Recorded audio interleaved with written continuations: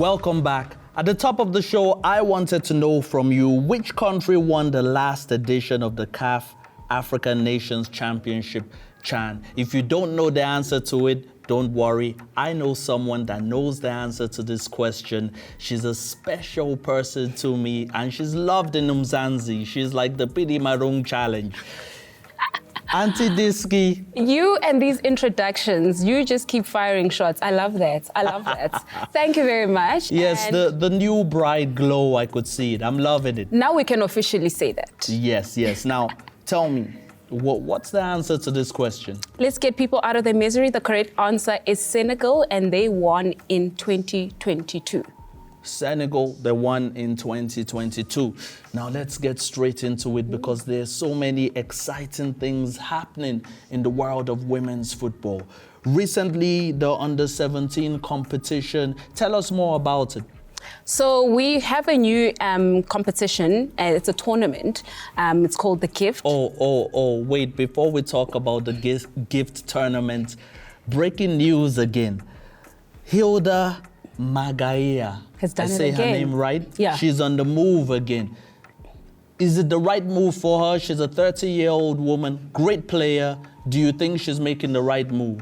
Firstly, any international move for a player from Africa over the age of 30 is a great move.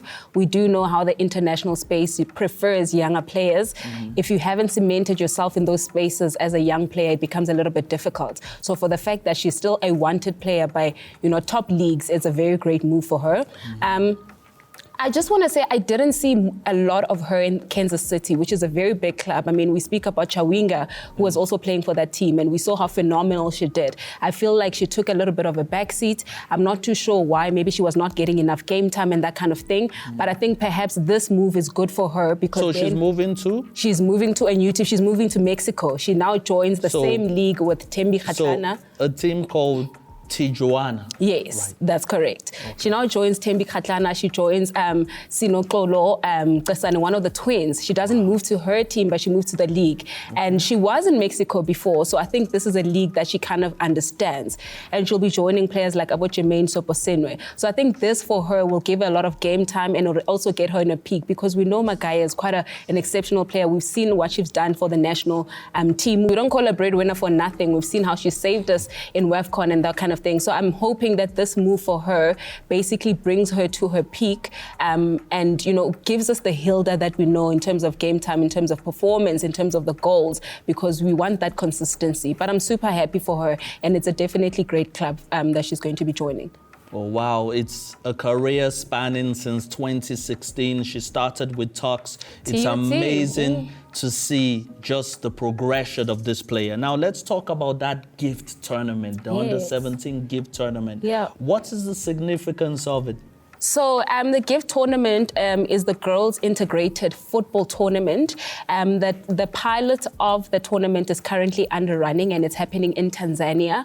And it features some of the prominent teams like your JKT Queens, which we saw who did phenomenally well as debutantes in the CAF tournament, the senior tournament. Mm-hmm. I think this tournament is scheduled, or the core of it is to give highlight and exposure in the development spaces. We've always spoken about how we want to invest and water the grassroots levels of football. And I think this is essentially what it's doing. Same as the under-15 schools CAF tournament. I think it does that. It's just to highlight new players, give them a platform. So this is a pilot, Yes, this correct? is a pilot that consists of 8 teams that are broken down into 2 groups. And essentially they're starting at CAF just to see how it's going to play out. And it's not just, with this particular tournament. I think the CAF is also trying to invest in match officiating, in coaches getting the license, because we just need to make sure that all investments in terms of women's football and the growth of it is invested in all parts. So I think this is going to be a great opportunity for the young players whom we don't see.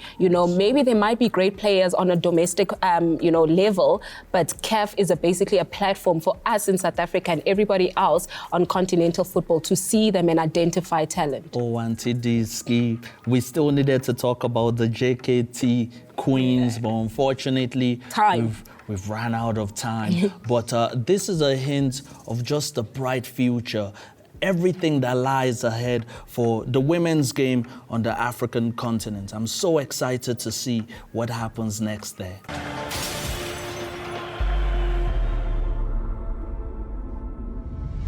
So there you have it. A big thanks to the big man Brian Mofokeng and the ever so prolific Auntie Diski, who have yet again proven that African football continues to evolve.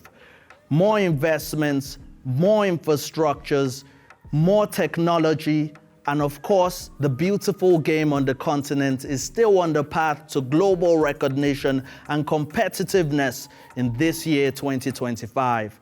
And to the amazing football talents out there who train and dream daily of being the next Ademola Lookman or Barbara Banda, stay focused in the year 2025.